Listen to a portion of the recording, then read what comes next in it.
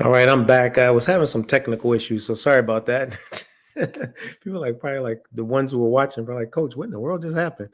So anyway, I'm back, and the question that I'm posing today is, what are we doing with our 24? And years ago, I was heard this minister preach, and he was talking about, we all have 24 hours in a day, and I've heard Zig Ziglar say that as well, and others, but we all have 24 hours a day. And the people who accomplish certain outcomes seem to do a whole lot better with their 24 than others do. And so this is going to be an interesting conversation. If you're on Facebook and you want to get your chat up so I can see it, this link that I'm sending right now, um, take a look at that real quick and copy and paste and go there, because a lot of people post on Facebook and I can't see your comments. And I like to share the thoughts from the different people who comment, but for some reason it just seems like we just can't um, see the Facebook post. So anyway, so go to that link and just copy and paste and put it up. And if you put that in there and type your stuff, I think it's because most people are on private instead of public. Then I will be able to see your comments, because I would love to see your comments in the chat feature. So anyway, uh, what is it about some people that seem to do more in 1 year than some people do a lifetime? I've always been intrigued by that. You know, what is it that some people, and it made me think about this statement. And if you're one of those folks like me that like to learn and grow, and for those you don't know, I'm working from home today. I've been so busy I couldn't even get out of my house. As soon as we start off with meeting after meeting after meeting, and here we are today. But what is it? Why is it that some people can accomplish more in 1 year than others can accomplish in a lifetime? All right. And it's always intrigued me. Like, again, it goes back to what we were talking about yesterday with these dreams, that people have these dreams, but then you realize one year goes by, and then 2 years go by, and 3 years go by, and then 4 years go by. And I remember one time when I wrote my first book, How to Find Your Passion and Make a Living at It. You have people that would say things like, that's your one book, that'll be it. Now I'm pushing on. I have two more books I'm writing right now. When I'm done with those, it'll be book 10. It'll be 10 books, because I understand the importance of time. I understand the importance of prioritizing.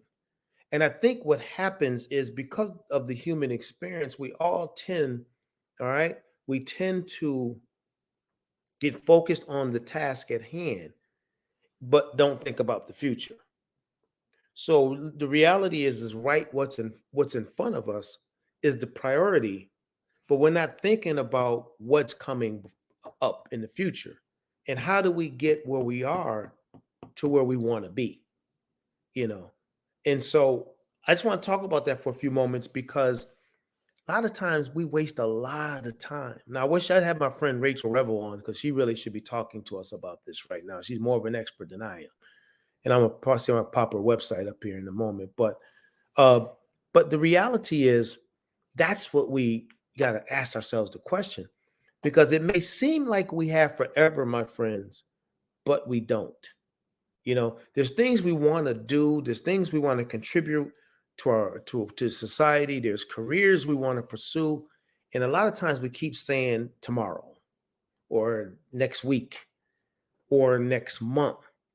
And what I would hope today to do is talk about, what can you do now to secure your time in a way that you're being very productive in the time that you have.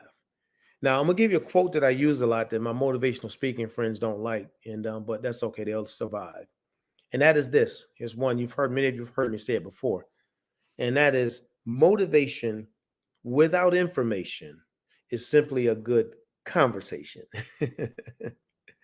Think about it. Motivation without information is simply a good conversation.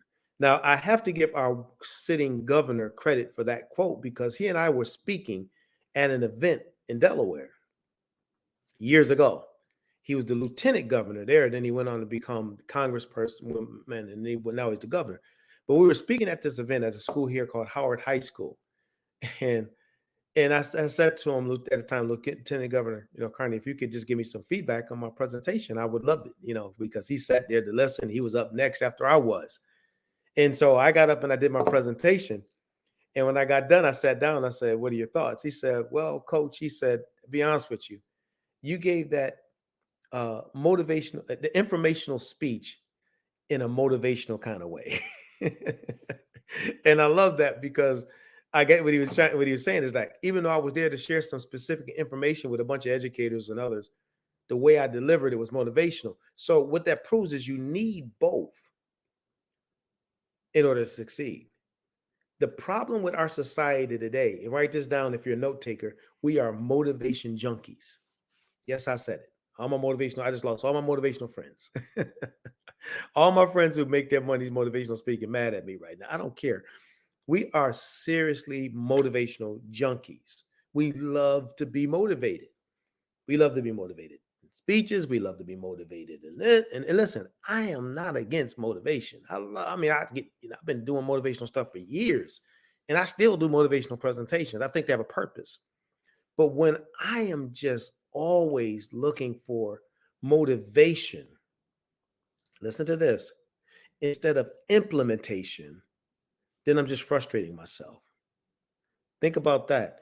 If I'm just looking for motivation and I'm not even thinking about strategies for implementation, I'm just frustrating myself. And so you see people hop from one motivational thing to the next. They get with one person, they follow this person, motivate, and all this person is motivated. They haven't given them one concrete piece of strategy. That's why I don't coach everybody. I want people that are serious about what they do because, I'm not just into hyping folks up. I want to see folks succeed. There's a lot of folks out here just hyping folk up, and some folks making a lot of money doing it. But I want to see you succeed because why? If you succeed, it's for your family. If you're a parent, it's for your children. If you're brothers, for your sisters. So it's not just trying to play a game with you. It's about strategy. Those of you out there that know that I've mentored and I've worked with and even coached, we don't do that. We want to see you produce. So you need the motivation, but you also need strategy. And that's where most people have a problem.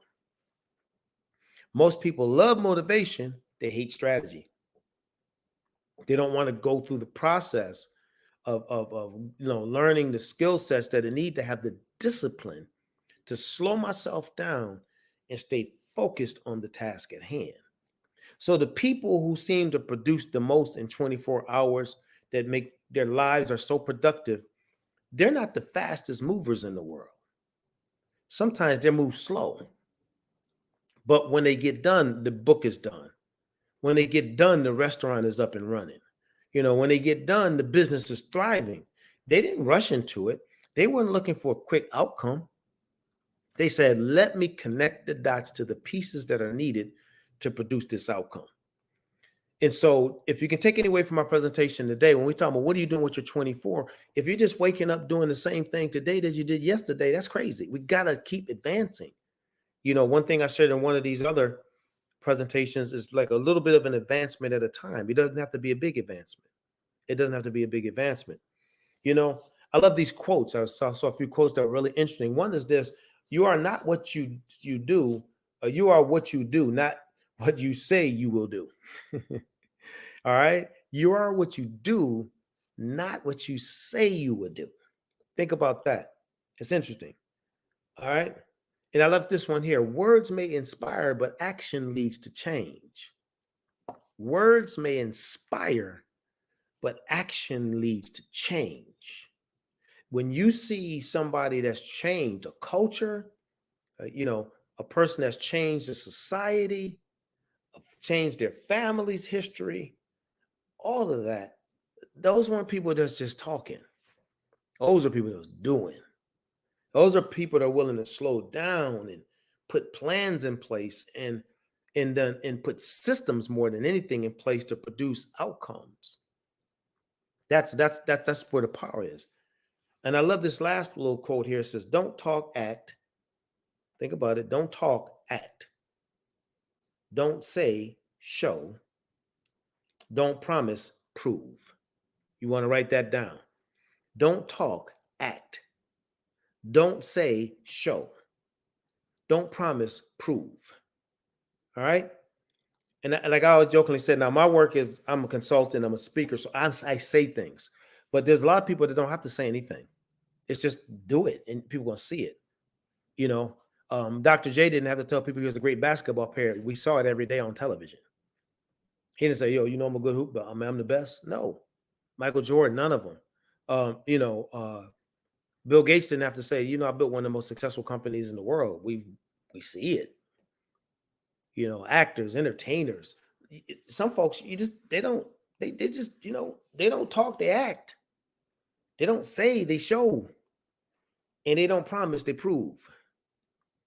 And that's deeply introspective. Now, you want to have a circle of people you're running with. We talked about the dream team yesterday, but you also, from an introspective perspective, want to make sure that you are doing the things behind the scenes that nobody sees. Nobody's going to give you credit for. Nobody's going to recognize. But when you get that outcome, they're going to all see it because the efforts of your 24 hours are going to be seen. We're going to recognize it. You see, and my thing is, are we just spending our lives getting filled up? You know what I mean? Like I love going to church, but sometimes with people, we just like, I just want to get that motivation, then go back to doing the things the way I've always done them. And they hear the motivation again on Sunday or Wednesday, whatever time, then we go back to doing things way always. Not changing, not transforming or anything, just hearing and just saying, oh, that sounds good, that feels good. What are we doing with it? You see, now I'm getting in trouble because folks gonna say, well, you talking about the church now? No, I'm not talking about that. I'm talking about the reality of the fact that we can hear till we die and do nothing. It's like we're gonna do. You see, we're gonna do. Like people see me do these things and they hear me stand on stage and they see me consult. But when I'm around people and I'm around people on a day to day, I'm not doing all of this unless I'm mentoring you. I'm just having a basic conversation with you. I'm not sitting around every person I see trying to give them 10 steps to life success or 20 steps to corporate outcomes. I'm talking about kids or I'm talking about my dog or, that's why I live my life off this stuff here. But, when I'm interacting with folks in a professional manner, these are the things I'm sharing. These are the things I'm sharing, man. Don't waste time. Don't get addicted to motivation to the point where all you want to do is get motivated. Listen, action speaks louder than words, man. Get focused on putting systems in place that can help you do something where you can say within a month, I see the outcomes. I see the progress. Because if not, you just go day after day after day talking about it. I mean, I know people that say they're going to write a book. They never wrote the book. I know people that say they're going to start a business. They never started the business. You know, and after a while, that becomes frustrating. So the thing is, don't waste 24 hours a day. I feel really good about today. I got a lot done today. So I can say tomorrow that today was pretty good. Now, tomorrow, I don't plan on doing a whole lot. Well, I actually am. I'm going to, unfortunately, it's sad, but I'm going to a funeral of a dear friend who was a good colleague and friend down in Baltimore tomorrow. So, I'm just going to go pay honor to him. But, you know, I can look at this week and say, man, this is a good week. But also, I have a day planner that I still use. Yes, I still use a day planner type of organizer because I'm big on seeing it, not something sitting in a computer. And I can look and say, okay, I accomplished these 5 things this week. That feels pretty good. I got some progress going. And I got some things planned for next week. And I have days planned out where each day has a particular meaning. If I'm not out speaking and training, the days are more for writing books or creating content, running, looking at the CEO aspect of your business because it's so easy to get caught up in the business that you're not looking at the business. All those little things that move you forward. So I did mention I have a good friend, Rachel Revel. I'm telling you something. She's one of the best time management coaches. I just put her information in here. And I would tell you something. If you want to coach, this is the one. Okay. She's good. She's compassionate, but she's firm. She's going to get you in there. If your company, organization, and your people are struggling with time management, check her out. I'm telling you, she knows her stuff. She trains for me a lot, consults, and every time she's ever done it, man, customers love it. They say, wow, she's good. And matter of fact, I did a conference last year, and she was one of several presenters there, and she had the highest rating of all the people because of what I'm telling you now. I just put information in again. Check her out, let people know about her because I'm telling you, the way she breaks it down, it makes all the sense in the world. And then when she coaches you, she helps you to overcome the habits that can cause you to not stay focused. So take a look at Rachel's stuff. If your organization out there, reach out to her. If you're an individual that needs some help, she can help you.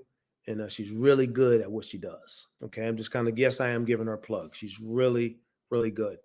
And so, because why? We don't want to waste time. Stop talking about you're going to write that book, write it. Stop talking about you're going to open that business, open it. Stop talking about you're going to get on that diet plan, jump on it and stay with it. Because talk is cheap. Action is louder. Action speaks louder than words. Talk is just a waste of time because it makes us feel good, but it produces nothing. Okay. And that may sound strange coming from a person who talks, but keep in mind, this is my profession. You know what I mean? Like I said, this is what I do professionally. If you sit in my house, I'll probably sit there chilling. I'm not going to be saying a whole lot of anything. But when I do what I do work wise, I'm out here using my voice to make a difference because that's my calling, that's my gift, that's my contribution. For many others, it's going to be in the kitchen cooking. For some of you, it's going to be administrating a school or college. For some, it's going to be running a corporation, whatever it may be. Don't waste time. Stay focused. So that's all I got for you today. Want to do a little something before the weekend hits. Hope it's helpful. And, the knowledge is only power if you use it. So I hope there's some knowledge that you got here that you can turn into power to produce a new outcome for your career and life. All right. We'll talk to you later. Have a great weekend.